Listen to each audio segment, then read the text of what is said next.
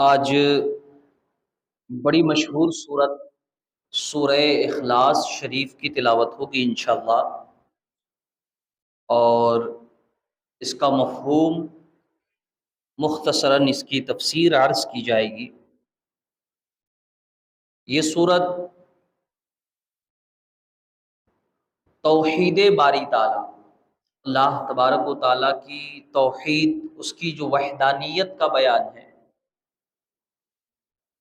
اسے بالکل واضح طور پر بیان کرتی ہے۔ پورے قرآن کی ایک لوتی صورت ہے جس پوری صورت میں اتنے واضح اور کلیئر انداز میں توحید اور تقاضائے توحید کو بیان کیا گیا ہے۔ ویسے سورہ اخلاص شریف کی بڑی فضیلتیں بھی ہیں، ہم میں سے ہر آدمی کچھ نہ کچھ اس کے فضائل سے واقف بھی ہے۔ بسم اللہ الرحمن الرحیم، قل هو اللہ احد اللہ الصمد لم یلد ولم یولد ولم یکن لہ کفوا احد۔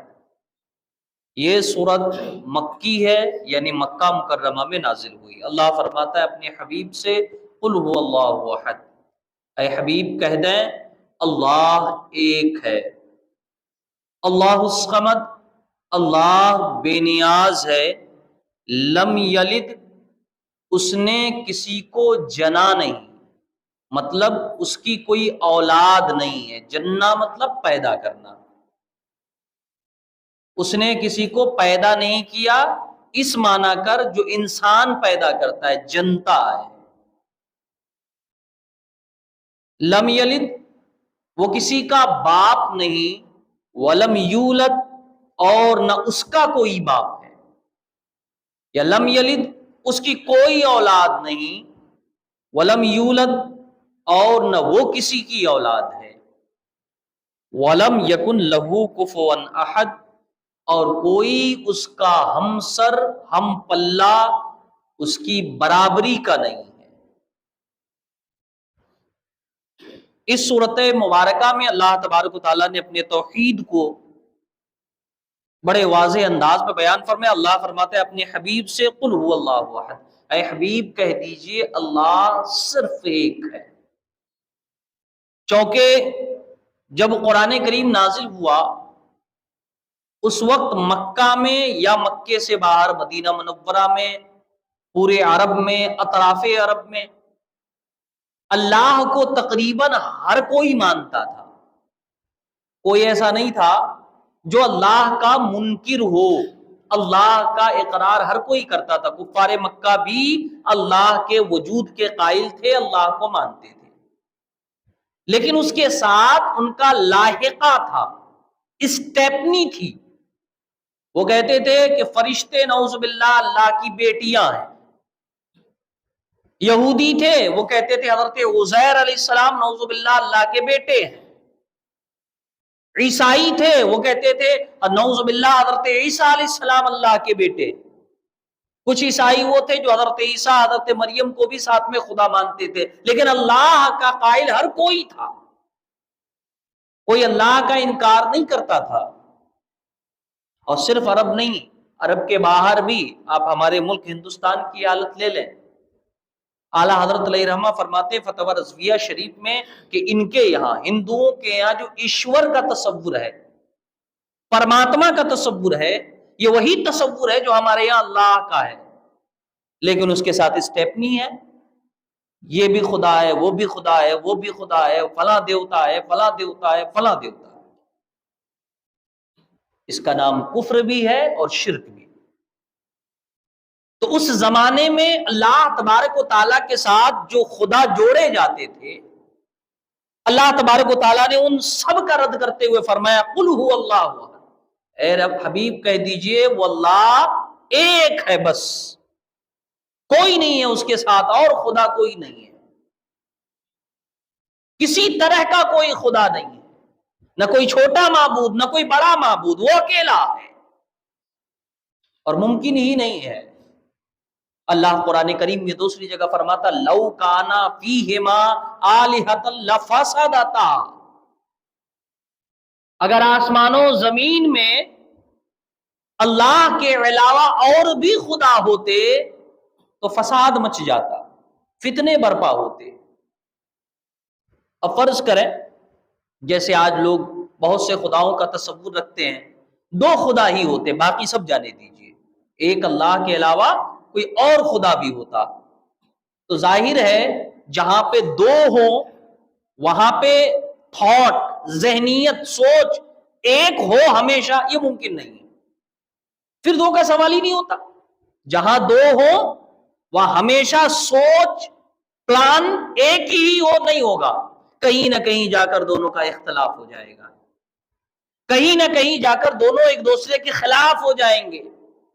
فرض کریں دو خدا ہوتا، فرضی چیز ہے، اب بندے بھی، بندوں کا جیسے آپ دیکھیے ہندوازم میں ہے، لوگوں کے الگ الگ فیوریٹ دیوتا ہے، مہاراشٹر والے کے فیوریٹ ہے الگ ہیں، یو پی والوں کے فیوریٹ الگ ہیں، کرناٹکا والوں کے فیوریٹ الگ ہیں، اس ٹائپ میں فرض کیجئے ایسی صورت ہوتی کہ دو خدا ہوتا اور بندوں کے فیوریٹ الگ الگ ہوتے، ظاہر ہے جب دو خدا ہوتا تو جب ایسی صورت ہوتی، مان لیجئے آپ جہاں کے رہنے والے ممبئی کا علاقہ، یہاں پہ دو طرح کے بندے ہوتے، دو خدا کو الگ الگ پوجنے والے، کچھ کے فیوریٹ، کچھ کا فیوریٹ یہ اور کچھ کا فیوریٹ وہ۔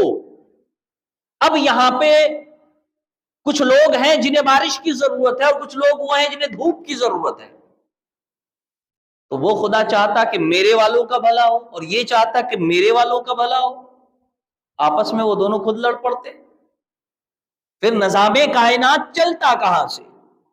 دو خدا ہوتے تو آپس میں لڑ جاتے، اختلاف ہو جاتا، ایک کہتا نہیں فلاں کو بچہ ملے، دوسرا کہتا نہیں فلاں کو بچہ نہیں ملے وہ میری عبادت نہیں کرتا، ایک کہتا فلاں کو دولت دینی ہے، دوسرا کہتا نہیں فلاں کو نہیں دینی ہے وہ میری عبادت نہیں کرتا، تو آپس میں خدا ہی لڑنے لگتے، پھر بندوں کا کیا ہوتا؟ تو سوچئے جہاں پہ دو خدا نہیں ہو سکتا وہاں کروڑوں خدا کا تصور کیسا؟ دو خدا نہیں ہو سکتا۔ اللہ فرماتا ہے قل هو اللہ احد، اے حبیب کہہ دیجئے کہ اللہ ایک ہے، بس ایک۔ اور انسان اللہ کی جو پوری مخلوق ہے، پوری رچنا ہے، پوری کائنات ہے، اس میں ہر کسی کا اتفاق ہے کہ انسان سب سے بہتر مخلوق ہے ہر لحاظ سے، اور انسان جب سب سے بہتر مخلوق ہے تو ہونا چاہیے کہ انسان کا سر صرف کسی ایک در پر جھکے، کسی ایک چوکھٹ پر۔ ایک سے زیادہ خدا مانے تو ابھی دیکھ لیجئے پتھر کے سامنے سر جھکتا ہے، مٹی کے سامنے سر جھکتا ہے، وہ تو جانے دو، بندروں کے سامنے سر جھکتا ہے، سانپ، چوہے، چھچندر اور نہ جانے کیا کیا ہے۔ انسان جب سب سے بہتر مخلوق ہے تو اس کا سر کسی ایک جگہ جھکنا چاہیے اور ایک ایسی ذات کی بارگاہ میں جھکنا چاہیے جو ذات سب سے بڑی ہو۔ ظاہر ہے سب سے بڑا کارخانہ قدرت کا سب سے بڑا شاہکار انسان ہے، تو جھکے بھی سب سے بڑے کے سامنے، اور سب سے بڑا تو ایک ہی ہوگا نا، سب سے بڑا کہیں پہ بھی آپ لے لیجئے، سب سے بڑا ایک ہوگا، انیک نہیں ہوگا، اور جو سب سے بڑا ہوگا صرف اسی کی عبادت کی جائے گی، پھر چھوٹے کی، پھر چھوٹے کی، پھر چھوٹے کی، ایسے تھوڑی ہوتا ہے۔ آدمی مثال کے طور پر ایک دنیاوی طور پہ لے لیجئے، دنیا میں آدمی باپ کسی ایک کو ہی کہے گا، ہر رشتہ دار کو باپ نہیں کہے گا، اس لیے کہ باپ کے بڑے احسانات ہیں اور وہ چیز خاص ہے باپ کے ساتھ، وہ کسی اور سے نہیں جوڑے گا، کوئی اپنا نسب اپنے باپ کے علاوہ کسی سے نہیں جوڑے گا، کیونکہ باپ جیسا کوئی نہیں ہے دنیا میں۔ تو سوچیں اللہ تبارک و تعالی، ہم اس کے علاوہ کئی اور جگہ جھکتے پھریں؟ کیا ہم اللہ تبارک و تعالیٰ کے لیے اس کی جو عظیم ذات ہے، اس کے عظیم احسانات ہیں، انعامات ہیں، ہم اس کے علاوہ اور کے لیے بھی وہی کریں جو اللہ کے لیے کرتے؟ نہیں ہو سکتا، پاسبل نہیں ہے۔ عبادت صرف ایک کی ہو سکتی ہے۔ آپ پوری دنیا کے چکر لگا لیں، جب سب سے بڑا کوئی ڈھونڈیں گے وہی ایک ہے، اور ہمارے یہاں ہی نہیں، باقی کے یہاں بھی، یہودیوں کے یہاں بھی، عیسائیوں کے یہاں بھی، ہندوازم میں بھی پرماتما سب سے بڑا، ایشور سب سے بڑا۔ جو ایشور کے لیے ہو، جو اللہ کے لیے ہو، وہ غیر اللہ کے لیے نہیں ہو سکتا۔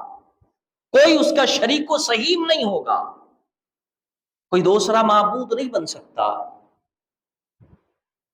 کوئی اچھے اخلاق کا ہے تو مریادہ پرشتم کہہ کر اس کی پوجا کر لیں، کوئی بادشاہ کا بیٹا ہے تو بادشاہ کا بیٹا سمجھ کے پوجا کر لیں۔ تو سوچئے ایک وقت ایسا آئے گا دنیا میں جب بھکتوں کی کمی ہو جائے گی اور بھگوان زیادہ ہو جائیں گے۔ ڈاکٹر بھگوان، بچے بھگوان کا روپ، ماں بھگوان، باپ بھگوان، اب اتنے بھگوان ہو جائیں تو بھکت کتنے بچیں گے؟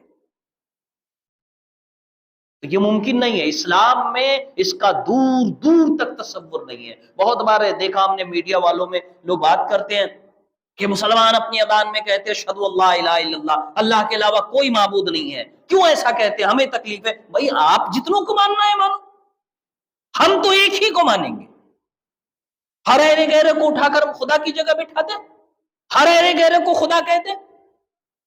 اللہ کی مخلوق کا شاہکار، سب سے عظیم جناب محمد الرسول اللہ صلی اللہ تعالی علیہ وسلم، ہم ان کے لیے لفظ خدا کو گالی سمجھتے ہیں۔ رب کہنا، معبود کہنا، خدا کہنا انہیں گالی سمجھتے ہیں، تو پھر ان سے نیچے کہاں پہ راضی ہوں گے؟ خدا صرف ایک اللہ ہے، معبود صرف وہ ہے، پروردگار صرف وہ ہے، اس کے علاوہ کوئی نہیں ہو سکتا۔ اللہ فرماتا ہے قل هو اللہ احد، اے حبیب کہیے نہیں، وہ اللہ صرف ایک ہے، اس کے علاوہ کوئی خدا نہیں، کوئی معبود نہیں۔ اللہ الصمد،